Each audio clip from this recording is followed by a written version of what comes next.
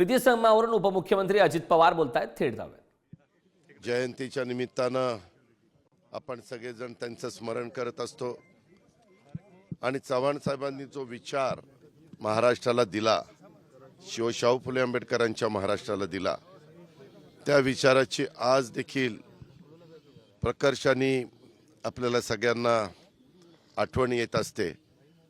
आम्ही तरी त्यांच्या विचारांनी पुढे जाण्याचा प्रयत्न करतो आणि दरवर्षी त्यांच्या पुण्यतिथीच्या निमित्तानं, त्यांच्या जयंतीच्या निमित्तानं दोन्ही दिवशी महाराष्ट्रातले अनेक जण चव्हाण साहेबांच्या समाधीचं दर्शन घ्यायला येत असतात। आज देखील मी राज्य सरकारच्या वतीनं, व्यक्तिशः माझ्या वतीनं, तसेच आमचे सहकारी मंत्री मकरंदाबा पाटील, अतुलबाबा भोसले, त्याच्यामध्ये सचिन पाटील फलटणचे आमदार आणि इकडं अमोल मिटकरी, असे आम्ही सगळेजण आज इथं दर्शन घेण्याच्या करता आलोय। एकंदरीतच मी तरी काम करत असताना सतत मी माझ्या डोळ्यासमोर सुसंस्कृत महाराष्ट्र कसा असला पाहिजे ह्याबद्दलची शिकवण जी चव्हाण साहेबांनी दिली, त्या शिकवणीचं स्मरण सगळ्यांनी करून, अलीकडे बघा काही काही जण स्टेटमेंट करत असताना दोन्ही बाजूची लोक, मी काही एक बाजूला बोलत नाही, विरोधी पक्षाची असू द्यात किंवा सत्ताधारी पक्षाची काही जण असू द्यात, कधी कधी अशा प्रकारचं वक्तव्य करतात की जे आपल्या महाराष्ट्राला सहन होणारं नाही, आपल्या महाराष्ट्राला परवडणारं नाही। नेहमी महाराष्ट्रातल्या चव्हाण साहेब असतील किंवा त्याच्यानंतर ज्यांनी ज्यांनी महाराष्ट्राचं नेतृत्व केले त्या सगळ्या मान्यवरांनी जातीय सलोखा ठेवण्याचा प्रयत्न केला। स्वतः युगपुरुष छत्रपती शिवाजी महाराजांनी देखील हिंदवी स्वराज्याची स्थापना करत असताना कधी जाती जातीमध्ये भेद केला नाही, समाजामध्ये भेद केला नाही। त्यांनी सर्व महाराष्ट्रामध्ये राहणारा मराठा माणूस जो आहे, मग त्याच्यामध्ये सर्व जाती धर्माचे लोक आहेत, त्या सगळ्यांना घेऊन ह्या हिंदवी स्वराज्याची स्थापना केलेली आहे आणि नवीन पिढीनं पण ते सतत लक्षात ठेवलं पाहिजे। अलीकडच्या काळामध्ये छावा जो चित्रपट आला, त्याच्यामध्ये देखील आपण आपल्या हिंदवी स्वराज्याचे दुसरे त्या ठिकाणी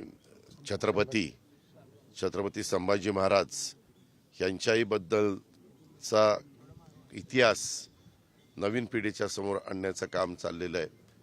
2 दिवसापूर्वीच मी अर्थसंकल्प सादर करत असताना आपण सगळ्यांनी पाहिलं की अर्थसंकल्पामध्ये देखील ह्या सगळ्या ज्या काही बाबी आहेत त्या विचारात घेऊन आम्ही देवेंद्र फडणवीस, एकनाथराव शिंदे, आम्ही सगळ्यांनी मिळून हा अर्थसंकल्प मांडलेला आहे।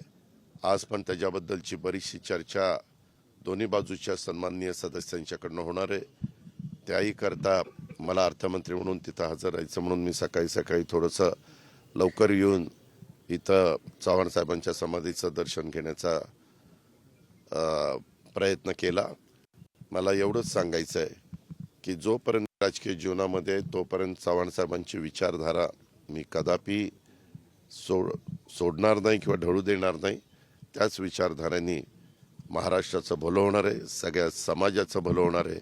चांद्यापासून बांद्यापर्यंत महाराष्ट्राच्या सर्व घटकाला त्याच्यातनं न्याय देण्याचं काम होणार आहे, एवढंच मला या निमित्तानं सांगायचं आहे। मंत्री नितेश राणे यांनी काल मी त्याबद्दल आत्ताच बोलत असताना काय सांगितलं की मी दोन्ही बाजूच्या सन्माननीय सदस्यांनी कुठल्याही वक्तव्यामुळं कायदा सुव्यवस्था अडचणीत येणार नाही ह्याबद्दलची काळजी घेतली पाहिजे आणि आपले म्हणजे ज्यांना देशाच्या बद्दल एक प्रेम आहे असा मुस्लिम समाज मोठ्या प्रमाणावर आपल्या भारतात आहे, आपल्या महाराष्ट्रात आहे आणि त्याच्यामुळं इतिहास आपण जर वाचला, इतिहासात अनेक मोठ्या लोकांनी जी काही पुस्तकं लिहिली आहे, इतिहासाचं संशोधन केलेलं आहे, इतिहासाची माहिती मिळवलेली आहे, खोलवर जाऊन मिळवलेली आहे, त्या सगळ्यात आहे ना छत्रपती शिवाजी महाराजांनी त्यांच्याबरोबर जे काही लोक होते त्याच्यामध्ये मुस्लिम लोक देखील होते। दारुगोळा कोण सांभाळत होतं त्यांचा, कितीतरी उदाहरणं आपल्याला देता येतील।